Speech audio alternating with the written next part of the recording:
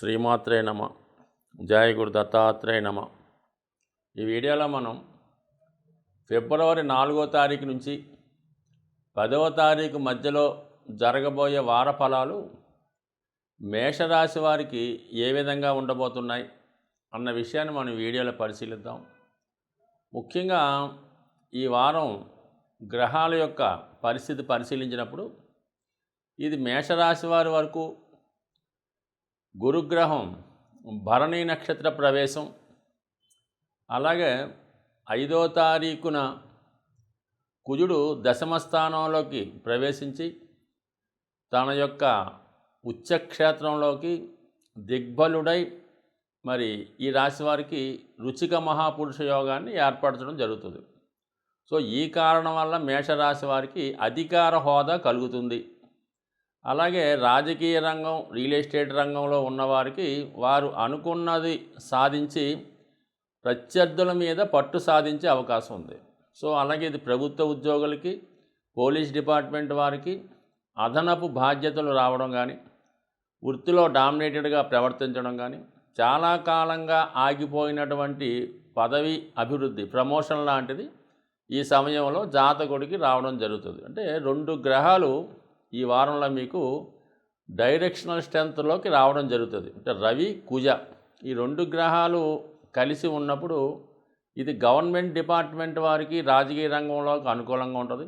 ఎవరి జన్మజాతకంలో ఇదే కాంబినేషన్ ఏర్పడుతుందో వాళ్ళకి ఈ యోగం ఇంకా అనుకూలంగా ప్రవేశించి మరి చక్కగా నూతన ఉద్యోగ ప్రయత్నాలు కానీ, రాజకీయ పదవిని ఆశిస్తున్న వారికి అనుకూలంగా ఉంటుంది. మొత్తం మీద 5వ తారీఖు తర్వాత కుజుని యొక్క బలం మేషరాశి వారికి పెరగడంతో రాశి అందున్నటువంటి గురువు కూడా భరణి నక్షత్ర సంచారం చేయడం వల్ల మీ యొక్క ఆర్థిక పరిస్థితిలో మార్పు వస్తుంది. జీవన విధానంలో, లైఫ్ స్టైల్లో అనుకూలత ఏర్పడుతుంది. ముఖ్యంగా సప్తమ భావం, ధనభావం యాక్టివేట్ అవుతాయి. అంటే కుజుడు ఈ శుక్రుని యొక్క రాశులైనటువంటి వృషభ రాశి, తులారాశి యాక్టివేట్ అవడంతో జాతకుడికి వైవాహిక జీవితంలో అభివృద్ధి, వివాహ ప్రయత్నాలు ఫలించడం, అలాగే కుటుంబంలో శుభకార్యాలు, ఆర్థిక సంబంధించిన విషయాలు చర్చకు రావడం, అనుకూలమైనటువంటి వాతావరణం గురువు వల్ల, రాష్ట్రాధిపతి కుజుడు వల్ల, రుచిక మహాపురుష యోగం వల్ల జాతకుడు ధైర్యవంతుడై ఎదుట ప్రత్యర్థులు ఎంత గొప్పవాడినైనా ఎదిరించి సాహసంతో తనకు రావాల్సినది దక్కించుకునే ప్రయత్నం చేయడం జరుగుతుంది. సో ఇది అద్భుతంగా ఈ మేషరాశి వారికి అనుకూలంగా ఏర్పడింది. ఇక 12వ తారీఖు వరకు ఇంచుమించుగా శుక్రుడు భాగ్యస్థానంలో సంచరించడం, అంటే గురువు కూడా శుక్ర నక్షత్రంలో సంచరించడం, ఇవన్నీ కూడా స్త్రీలకి చాలా అనుకూలంగా ఉంటుంది. ఈ రాశిలో ఉన్నటువంటి స్త్రీలకి మరి విదేశ ప్రయాణాలు కానీ, అంటే ముఖ్యంగా వివాహానికి సంబంధించినటువంటి కార్యక్రమాలు, ఇప్పుడు లగ్న సప్తమాధిపతులు మరి వారం ప్రారంభంలో 2 రోజులు కలిసి ఉంటారు కాబట్టి మరి శుక్రుడి యొక్క ప్రభావం వల్ల వివాహ ప్రయత్నాలు ఫలించే అవకాశం ఉంది. అలాగే స్త్రీలకి విదేశ అవకాశాలు, ఉద్యోగ ప్రయత్నాలు వచ్చే అవకాశం ఉంది. సో ఏదైనా మొత్తం మీద ఈ గురువు యొక్క నక్షత్ర మార్పు, కుజుడు మకర రాశిలోకి ప్రవేశించడం ఈ మేషరాశి వారికి చాలా అదృష్టకరంగా కలిసి రావడం జరిగింది. అలాగే ఆల్రెడీ అక్కడ ఉన్నటువంటి రవి దశమ స్థానంలో ఉండడం, షష్టాధిపతి బుధుడు కూడా అదే స్థానంలో ఏర్పడడం, కొంతమందికి ఉద్యోగరీత్యా ప్రమోషన్ వచ్చి ఏదన్నా వేరే ప్రాంతానికి ట్రాన్స్ఫర్ అవ్వచ్చు. సో అలాగే ఏదైనా ఒక సీటు మారడం కానీ, అదనపు బాధ్యతలు కానీ రావడం జరుగుతూ ఉంటుంది. సో ఏదైనా మొత్తం మీద దశమ స్థానం ఈ మేషరాశి వారికి చాలా బలంగా ఉంది. ఇదే సమయంలో నూతనంగా ఏదైనా తన జీవనోపాధి కొరకు కొత్త వృత్తులు ప్రారంభిద్దాం అనుకున్న వారు కానీ, కొత్తగా వ్యాపారాన్ని ప్రారంభిద్దాం అనుకున్న వారు కానీ, లేదా ఏదైనా రాజకీయ రంగ ప్రవేశం చేద్దాం అనుకున్న వాళ్ళకి ఇది అద్భుతమైనటువంటి టైం అన్నమాట. లగ్నంలో గురువు భాగ్యాధిపతి లగ్నంలో ఉండడం, మరి రవి కుజులు దిగ్బలులై దశమ స్థానంలో సంచరించడం, అక్కడ బుధుడు కూడా ఉండడం వల్ల అటు ప్రజల సహకారం, జన సహకారం, బంధు సహకారం, అధికారుల సహకారం కూడా ఏర్పడే అవకాశం ఉంది. దానికి అనుగుణంగా శని భగవానుడు, మాస్ ఫాలోయింగ్ కారణమైనటువంటి శని భగవానుడు ఆల్రెడీ లాభస్థానంలో సంచరిస్తున్నాడు.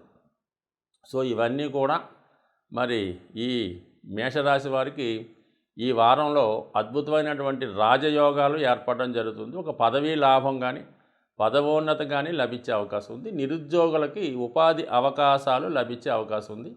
అలాగే వివాహం కాని స్త్రీలకు వివాహ యోగ్యత ఏర్పడడం జరుగుతుంది. సో ఇవన్నీ అనుకూలంగా ఉన్నాయి. 6వ స్థానంలో కేతుగ్రహ సంచారం కొద్దిగా ఆరోగ్య విషయంలో జాగ్రత్త అవసరం. అయితే వ్యయంలో ఉన్నటువంటి రాహు ప్రభావం వల్ల మోసపోయే అవకాశం ఉంది. ఇతరుల యొక్క ప్రలోభాలకు గురై అత్యాశకు పోయి ఉన్న ధనాన్ని పోగొట్టుకోవడం కానీ, ఏదన్నా రాంగ్ ఇన్వెస్ట్మెంట్ చేయడం కానీ, ఇతరుల స్వలాభం కోసం మీతో రాంగ్ పెట్టుబడి పెట్టడం కానీ, అధిక వడ్డీ ఆశ చూపి మీ దగ్గర ఉన్నటువంటి ధనాన్ని కాజేయడం లాంటి సంఘటనలు జరిగే అవకాశం ఉంది. ఏదైనా ముఖ్యంగా ఇన్వెస్ట్మెంట్ చేసే సమయంలో కానీ, ఏదైనా కొనే విషయంలో కానీ చాలా జాగ్రత్త వహించండి. లేకపోతే ఖచ్చితంగా మరి నమ్మక ద్రోహం జరిగే అవకాశం ఉంది. నమ్మిన వాళ్ళ చేతిలోనే మోసపోయే అవకాశం ఉంది. సో ఏదైనా గురుగ్రహ అనుగ్రహం, కుజగ్రహ అనుగ్రహం ఈ రాశివారికి సంపూర్ణంగా ఉంది. సో ఇక్కడ ఈ రాశివారు ఈ వారంలో అద్భుతంగా అభివృద్ధిలోకి రావాలంటే లాభస్థానంలో ఉన్నటువంటి శనిగ్రహ అనుగ్రహం, మరి గురుగ్రహ అనుగ్రహం కోసం దక్షిణామూర్తి ఆరాధన, దక్షిణామూర్తి రూపంలో ఉన్నటువంటి శివునికి అభిషేకం చేయడం వల్ల ఖచ్చితంగా మీకు ఈ వారంలో ఒక ఉన్నత స్థాయి ఏర్పడే అవకాశం ఉంది. సాధారణంగా ఈ వార ఫలాలు, మాస ఫలితాలు చెప్పేటప్పుడు కొన్ని అద్భుత యోగాలు రావడం జరుగుతుంటుంది, కొన్ని ఇబ్బందులు చెప్పడం జరుగుతూ ఉంటుంది. సో ఏదైనా మన యొక్క జన్మ జాతకంలో జాతక పీఠిక మీద ఉన్నవి మాత్రమే ఈ గోచారరీత్యా రావడం జరుగుతుంటుంది.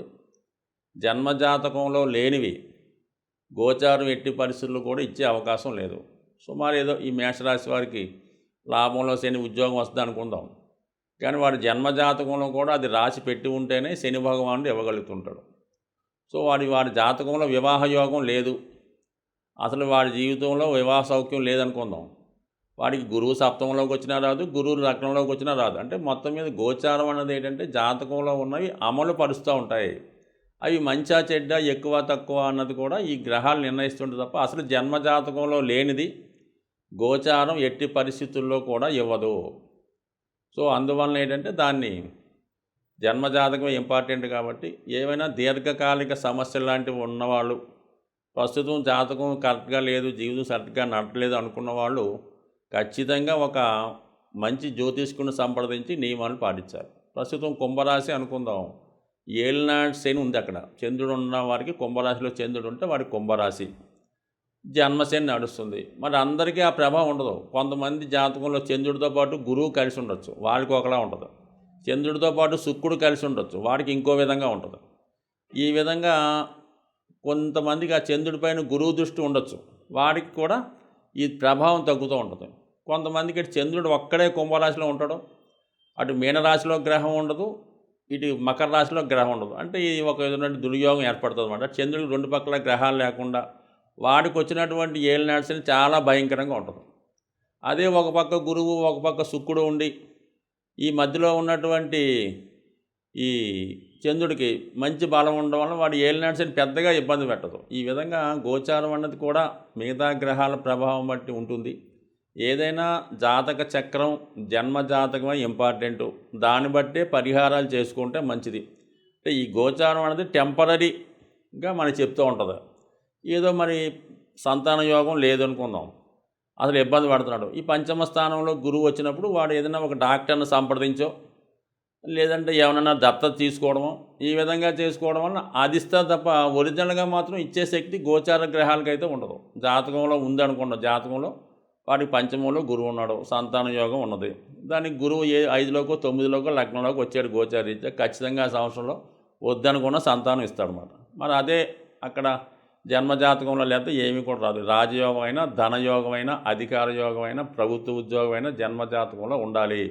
ఈ గోచారంలో వచ్చినటువంటి ఎట్టి పరిస్థితిలో కూడా జాతకంలో లేని ఇవ్వడం జరగదు. కేవలం దీన్ని ఒక సింపుల్గా తీసుకోవడం మంచిది. మంచన్నా చెడన్నా దీన్ని కొద్దిగా తీసుకొని మనం దాని ప్రకారం ఫాలో అయిపోవడం మంచిది. ఏదన్నా ఒక వ్యాపారం ప్రారంభిస్తున్నాం, అప్పుడు గోచారీత్యా ఏలినాటి శని ఉంది ఇప్పుడు వద్దు, మంచిది కాదు, ఇలాగ నిర్ణయాలు తీసుకోవడానికి అనుకూలంగా ఉంటుంది తప్ప ఇదే మెయిన్ అనుకుంటే మాత్రం అది పొరపాటు అవుతుంది. బట్ ఏదైనా జన్మజాతకం ఇంపార్టెంటు, దాని దశలు నవాంశ, దశాంశ 16 చక్రాలు ఉంటాయి. అలాగే 16 రకాల దశలు పరిశీలించవలసి ఉంటుంది. అనేక రకాల పరిశోధిస్తే తప్ప జాతకుడికి అసలు ఏంటో అన్నది చెప్పడం కష్టమవుతుంది. దాన్ని బట్టి ఏదన్నా జన్మజాతకం ఇంపార్టెంట్, ఈ గోచారం అనేది సింపుల్గా తీసుకోండి. బట్ ఏదైనా కొన్ని కాలానుగుణంగా జనరల్గా జరిగే విషయాలు మేము చెప్తుంటాం కాబట్టి చాలా వరకు జరగచ్చు, జరగకపోయినా పెద్ద ఇబ్బంది పడక్కర్లేదు. స్వస్తి.